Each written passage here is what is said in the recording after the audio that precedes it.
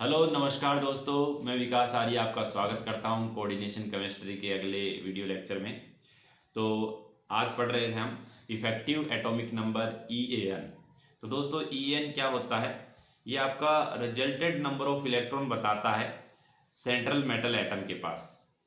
Central metal atom के पास resultant number of electron कितने हैं, जितने भी डोनर एटम से इलेक्ट्रॉन लेने के बाद, ये हमको EAN यहाँ पर बताता है। ठीक है। अब यहाँ पर क्या होगा कि EAN का एक फॉर्मूला होगा और वो हम ध्यान में रखेंगे। और जिन कंपाउंड का EAN इनर्ट गैस के बराबर होता है वो कंपाउंड एक्स्ट्रा स्टेबल होते हैं यहाँ पर। तो EAN का फॉर्मूला क्या है? इफेक्टिव एटॉमिक नंबर होता है Z माइनस Z, यहाँ पर atomic number, minus oxidation number of central metal atom plus 2 into coordination number of central metal atom. ये आपको ध्यान में रखना है। अब इससे रिलेटेड कुछ क्वेश्चन करते हैं ताकि आपको EAN अच्छे से क्लियर हो जाए। हाँ, यहाँ पर एक पॉइंट और है कि many complex do not follow this rule still they are stable, it means stability does not depend on this rule.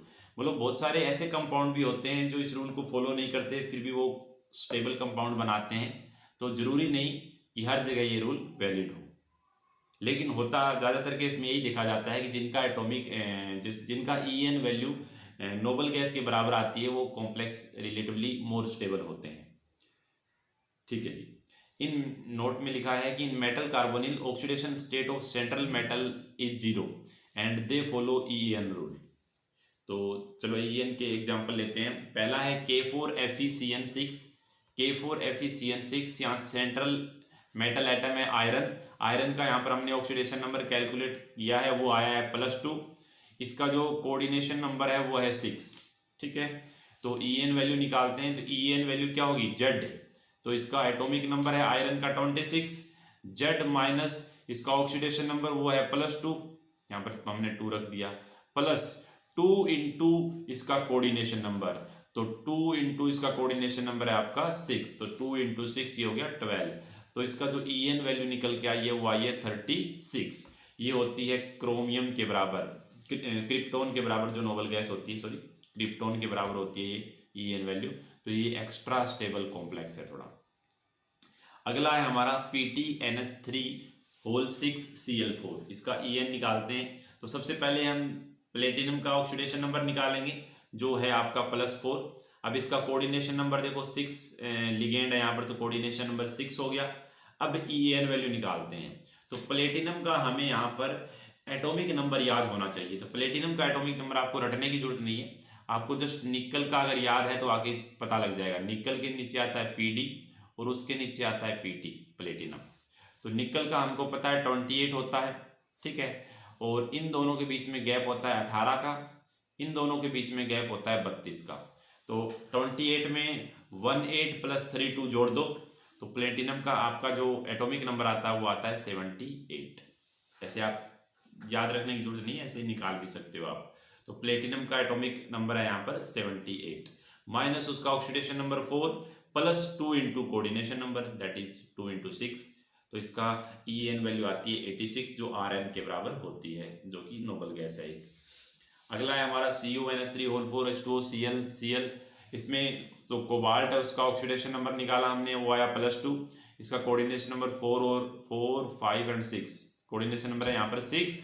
तो EAN वैल्यू निकालेंगे तो CO का Z होता है 27 माइनस उसका oxidation number +2 into coordination number. तो ये EAN वैल्यू आ गई आपकी। अगला है हमारा CuEN(2)SO4। यहाँ EN है एथिलीन डाइएमीन। ठीक है। EN यहाँ पर इथिलीन डाइएमीन है यहाँ पर। ठीक है। तो यहाँ पर कोबाल्ट है, सॉरी Cu है, कॉपर है, तो कॉपर का ऑक्सीडेशन नंबर निकाला +2 आया। इसका कोऑर्डिनेशन नंबर आएगा 2 इंटू 2 दैट इज 4। तो EN वैल्यू निकालेंगे इसकी।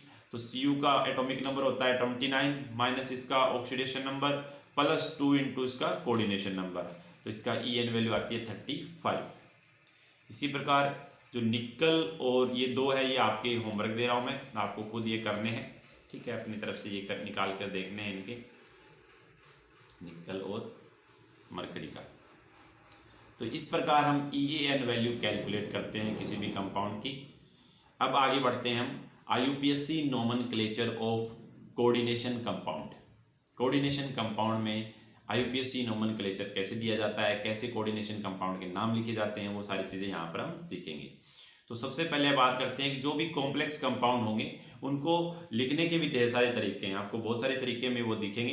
हो सकता है कि ऐसा कॉम्प्लेक्स कंपाउंड शुरुआत में प्लस वाला हो और बाद में उसके आयन लगे हों। हो सकता है पहले आयन लगा हो वो प्लस वाला आयन और सेकंड में वो कॉम्प्लेक्स कंपाउंड दे रखा हो सकता है दोनों ही कॉम्प्लेक्स हो, एक प्लस साइन का हो, एक पे नेगेटिव चार्ज हो, एक पे पॉजिटिव चार्ज हो सकता है आपका कॉम्प्लेक्स न्यूट्रल हो। इस तरह के कंपाउंड हो सकते हैं। अब उनका नाम आपको लिखते टाइम कुछ बातें ध्यान में रखनी है, वो बातें हम पहले देख लेते हैं और फिर उसकी नेमिंग स्टार्ट करते हैं। तो पहला पॉइंट है कि आपको कैटायन का नाम पहले लिखना है। जैसे ऊपर हमने कॉम्प्लेक्स देखा, इसमें कैटायन ये था तो इसका नाम पहले लिखेंगे। इसमें ये जो आयन है बाहर कॉम्प्लेक्स के बाहर वो कैटायन है तो उसका नाम पहले लिखना है। इस दोनों कॉम्प्लेक्स में एक कैटायन और एक एनायन है तो इस कैटायन वाले का नाम पहले लिखना है। तो कैटायन का नाम पहले लिखा जाएगा, जिसपे पॉजिटिव चार्ज लगा है उसका नाम पहले लिखा जाएगा। चाहे आयन पे लगा तो आयन को पहले लिखेंगे और अगर कॉम्प्लेक्स पे पॉजिटिव चार्ज पहले लगा हुआ है तो उसको पहले हम लिखेंगे। ठीक है। इसके बाद ligand are name is in alphabetical order before the name of central atom. तो जब कॉम्प्लेक्स का नाम लिखेंगे उसमें सबसे पहले लिगेंड का नाम लिखना पड़ेगा और लिगेंड के नाम को हम अल्फाबेट के हिसाब से लिखेंगे। अल्फाबेट के हिसाब से जो पहले नंबर पे आता है उसको पहले लिखेंगे, जो बाद में आता है उसको बाद में लिखेंगे।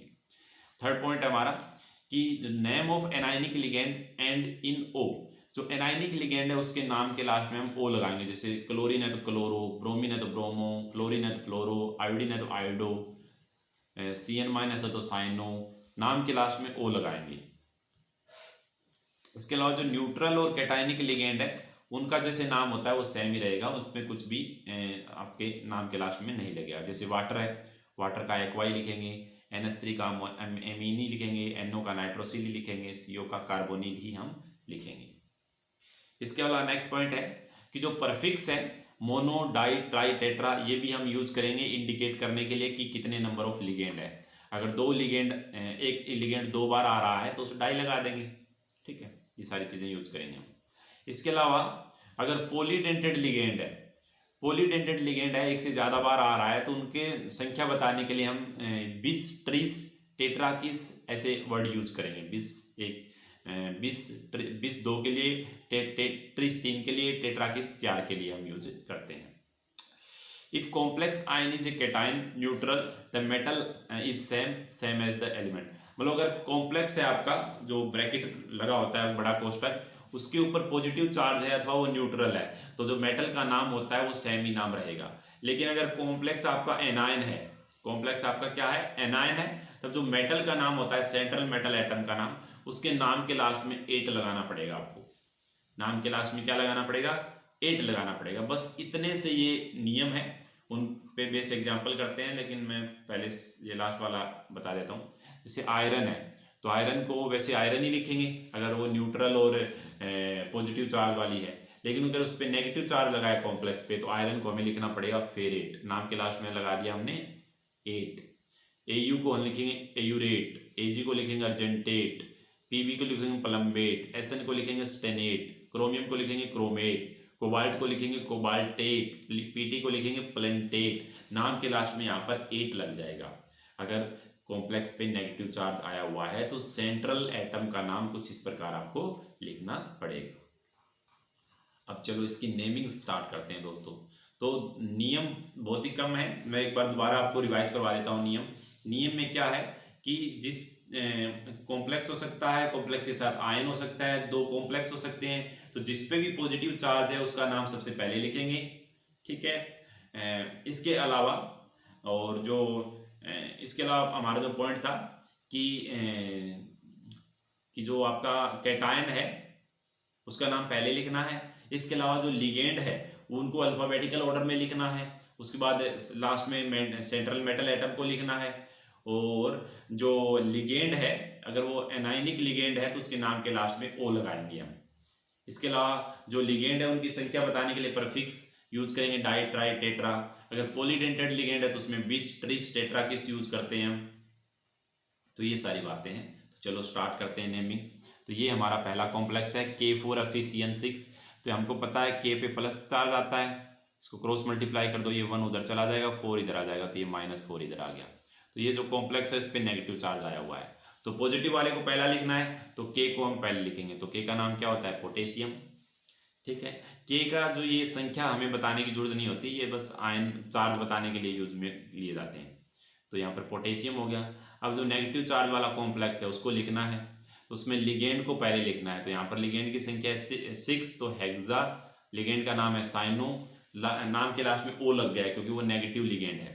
इसके बाद आयरन का नाम लिखना है, तो इस पर नेगेटिव चार्ज है तो आयरन को लिखेंगे फेरेट, नाम के लास्ट में लगेगा 8, फेरेट। और इसका जो चार्ज है ऑक्सीडेशन नंबर है वो यहाँ पर है +2, तो फेरेट 2। तो रोमन अक्षर में 2 जो भी ऑक्सीडेशन नंबर होगा वो रोमन अक्षर में यहाँ पर लिख देंगे दोस्तों। अगला है हमारा AgNH3 2Cl। यहाँ पर क्लोरीन पे -1 होता है तो इस कॉम्प्लेक्स पे आ जाएगा +1। तो कॉम्प्लेक्स का नाम पहले लिखना पड़ेगा क्योंकि पॉजिटिव चार्ज वाले को पहले लिखते हैं, और कॉम्प्लेक्स में ही हमें लिगेंड को पहले लिखना है। तो यहाँ पर देखो 2 लिगेंड है, तो डाई लिगेंड का नाम है एमीन। इसके बाद Ag है, तो Ag यहाँ पर कॉम्प्लेक्स पे पॉजिटिव चार्ज आया है तो Ag का जो नाम है वही रहेगा, जैसे Ag को हम बोलते हैं सिल्वर, तो सिल्वर ही रहेगा। इसके बाद बाहर वाले जो आयन है उसका नाम लिखना है, दैट इज क्लोराइड। और Ag पे चार्ज था यहाँ पर +1, तो 1 लिख दिया लास्ट में। आप इसको सिल्वर के साथ भी लिख सकते हो और एकदम एंड में भी लिख सकते हो, दोनों चीज चलती है। नेक्स्ट है हमारा, किसमें क्लोरीन पे चार्ज आएगा -1 और इस कॉम्प्लेक्स पे चार्ज आएगा +2, ये 2 उधर चला जाएगा तो ये +2 हो जाएगा। तो +2 वाले को पहले लिखना है, इसमें जो लिगेंड है उसका नाम लिखेंगे। 4 लिगेंड है इसलिए टेट्रा, NH3 एमीन, और इस पे पॉजिटिव चार्ज है तो Cu को जो भी नाम होता है दैट इज कॉपर। एंड इसके बाद हमको क्लोरीन को लिखना है तो क्लोराइड, ठीक है, क्लोराइड। और कॉपर पे जो चार्ज था वो था 2, तो इसे हमने लिख दिया 2। इसके अलावा नेक्स्ट है, इस पे पहले ही पॉजिटिव चार्ज आया हुआ है तो इसी को लिखना है। अब यहाँ पर देखो एक तो क्लोरो है और एक ईएन है, दैट इज एथिलीन डाइएमीन। तो अल्फाबेट में कौन पहले आता है? तो क्लोरो में C आ रहा है और एथिलीन डाइएमीन में E आता है। तो क्लोरो में C आता है तो C पहले आता है अल्फाबेट में, तो उसको पहले लिखेंगे। यहाँ पर ये जो आगे वाले वर्ड है इनको हमें नहीं देखना है, एक्चुअल नाम देखना है। तो यहाँ पर क्लोरो है और एक एथिलीन डाइएमीन है, तो क्लोरो में C आता है तो C पहले आता है अल्फाबेट में, इसलिए उसको पहले लिखेंगे। तो यहाँ पर 2 क्लोरो है तो इसलिए डाई क्लोरो, यहाँ पर भी 2 है वो, तो यहाँ पर लेकिन ये पॉलीडेंटेड है इसलिए इसको यूज करते हैं 20, 2 के लिए 20, 3 के लिए 30, तो 20। इसके बाद इसका नाम दैट इज एथिलीन डाइएमीन। इसके बाद CO का नाम दैट इज कोबाल्ट। इस पे चार्ज आएगा, CO पे चार्ज आएगा, आप निकालोगे तो +3 चार्ज, तो +3 आयन। ये कॉम्प्लेक्स आयन बना हुआ है इसलिए नाम के लास्ट में रख दिया हमने आयन। अगला है हमारा, अब यहाँ पर पॉजिटिव चार्ज आया हुआ है तो लास्ट में हम आयन लिखेंगे यहाँ पर भी। अब यहाँ पर एक क्लोरो है और एक एमीन है, तो एमीन अल्फाबेट में पहले आता है तो पेंटा एमीन। इसके बाद आपका क्लोराइडो, क्लोराइडो IDO लग जाता है, ठीक है, क्लोराइडो। और इसके बाद CO को कोबाल्ट और उस पर चार्ज है 2, कोबाल्ट 2, क्लोराइडो। ठीक है दोस्तों, अब देखो आगे वाला है NiEN2+2। तो यहाँ पर ये पॉलीडेंटेड लिगेंड है इसलिए इसका नाम बिस लगाएंगे आगे 2 के लिए। इसके बाद एथिलीन डाइएमीन, Ni है तो इनको निकल बोलते हैं और इस पे 2+2 ऑक्सीडेशन नंबर है इसका। अब यहाँ पर KBF4, तो K पोटेशियम पॉजिटिव है इसलिए इसको पहले लिखेंगे तो पोटेशियम। अब 4 फ्लोरीन है तो टेट्रा फ्लोरो, और यहाँ पर नेगेटिव चार्ज है इसलिए O लगा देंगे लास्ट में फ्लोरो, और B को ब्यूरेट 8 लग जाता है लास्ट में, ठीक है, और इस पे चार्ज है +3। इसके अलावा CO, यहाँ पर क्लोरीन पे -1 रहेगा, इस कॉम्प्लेक्स पे प्लस आएगा तो कॉम्प्लेक्स को पहले लिखेंगे तो हेक्सा एक्वा, 6 वाटर है तो हेक्सा एक्वा। CO को कोबाल्ट, कोबाल्ट इस पे चार्ज है 3, और क्लोरीन को क्लोराइड, बाहर है क्लोरीन आयन की फॉर्म में इसलिए क्लोराइड। ये वाला देखो पोटेशियम बाहर है तो पहले पोटेशियम को लिखेंगे क्योंकि उस पर पॉजिटिव चार्ज है पोटेशियम। अब यहाँ पर आ गया है टोटल +3 चार्ज, ठीक है, तो C2O4 होता है, इस पर -2 चार्ज होता है, तो 3 दूनी 6, तो +6 -6 इसका हो गया, तो यहाँ पर +3 होगा तभी बाहर 3 जाएगा चार्ज। तो यहाँ पर क्या हो गया, ट्रिस ये होता है ऑक्जिलेट, ट्रिस ऑक्जिलेट फेरेट, क्योंकि इस पे आपका नेगेटिव चार्ज है, सॉरी यहाँ पर मैंने गलत लिख दिया, यहाँ पर नेगेटिव चार्ज आएगा क्योंकि के पे +1 था, तो ये फिर यहाँ पर -3 आ जाएगा, -3। और यहाँ पर फेरेट माइनस है इसलिए 8 यूज किया हमने लास्ट में, फेरेट और 3। इस प्रकार दोस्तों एक दो और ले लेता हूँ एग्जांपल, बाकी आपको खुद ट्राई करना है, वीडियो पॉज कीजिए, इन सारे नामों को ट्राई कीजिए, देखिए आपसे सही लिखे जा रहे हैं नहीं लिखे जा रहे। अगर नहीं लिखे जा रहे तो एक बार नियमों को दोबारा पढ़ लीजिए। ये देखते हैं, तो के यहाँ पर है, के पे पॉजिटिव चार्ज है, तो पॉजिटिव चार्ज को पहले लिखते हैं, तो दैट इज पोटेशियम। इसके बाद कॉम्प्लेक्स को लिखना है, कॉम्प्लेक्स में आपका EDTA है, लेकिन संख्या एक ही है तो 1 लिखने की जरूरत नहीं होती, 2 होता तो 20 ट्रिस ऐसे यूज करते हैं। तो इसका नाम होता है EDTA का एथिलीन डाइअमीन टेट्रा एसीटेट। यहाँ पर नेगेटिव चार्ज आया हुआ है इसलिए लास्ट में O लग गया, एसीटेटो। और एफिको फेरेट, इस पे चार्ज है 3। ठीक है, ऐसे हम नाम लिख सकते हैं दोस्तों। तो ये नेमिंग से रिलेटेड चीज़ें थी। अब कुछ डिफरेंट टाइप के कंपाउंड भी होते हैं, जैसे इस टाइप के कॉम्प्लेक्स होते हैं, उनकी नेमिंग भी आपसे पूछी जा सकती है। तो इस तरह के कॉम्प्लेक्स का नाम भी आपको लिखना आना चाहिए। तो इस तरह के कॉम्प्लेक्स का नाम लिखते टाइम आपको ध्यान में रखना है कि जैसे मान लो यहाँ पर आयन दिए हुए हैं, ये मेन कॉम्प्लेक्स है आपका। ठीक है, तो जो आपको नेमिंग स्टार्ट करनी हो यहीं से स्टार्ट करनी है। तो सबसे पहले हम लिखेंगे इन्हीं का नाम, इसके बाद सेकंड नंबर पे आपका जो मेटल है वो सेकंड मेटल है, उसका मतलब एक से ज़्यादा मेटल है कि यहाँ पर मेटल है कि यहाँ पर मेटल है यहाँ पर, तो इसका सेकंड नाम इसका आएगा। थर्ड पे नाम, ये जो बीच वाले एटम होंगे बीच में उसका आएगा, उसके नाम से पहले म्यू लगेगा।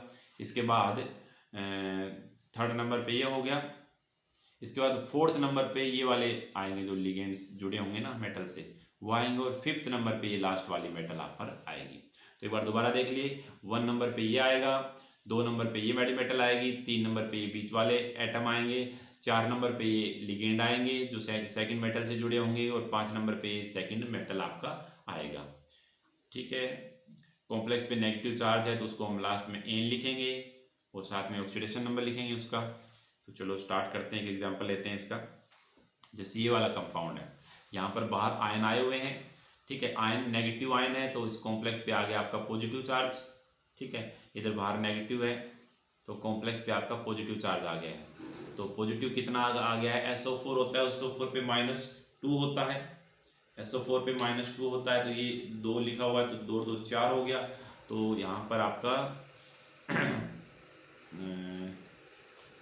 -4 तो +4 हो गया, तो 6 में से 2 गया। अच्छा ठीक है, ये +4 आ गया इस पे, क्योंकि यहाँ पर SO4 होता है -2 और ये इसकी संख्या है 2, तो 2 2 4, यहाँ पर -4 हो गया, इधर वाला -4 है तो इधर +4 हो गया। ठीक है, तो +4 आ गया। अब प्लस वाले का नाम पहले लिखना है, तो पहले क्या लिखेंगे, ये वाला चीज़ फर्स्ट लिखेंगे, तो टेट्रा एक्वा। इसके बाद ये वाली मेटल आयरन है तो यहाँ पर +4 है। OH है 2 तो OH पे -1 तो 4 में से 2 -1 हो गया, तो ये दोनों मेटल +3 और +3 हो जाएगी, क्योंकि 6 में 2 गया तभी +4 आ पाएगा बाहर। तो यहाँ पर एक नंबर पे ये लिखा हमने टेट्रा एक्वा। इसके बाद आपका आयरन आ गया, आयरन पे ऑक्सीडेशन नंबर +3 है।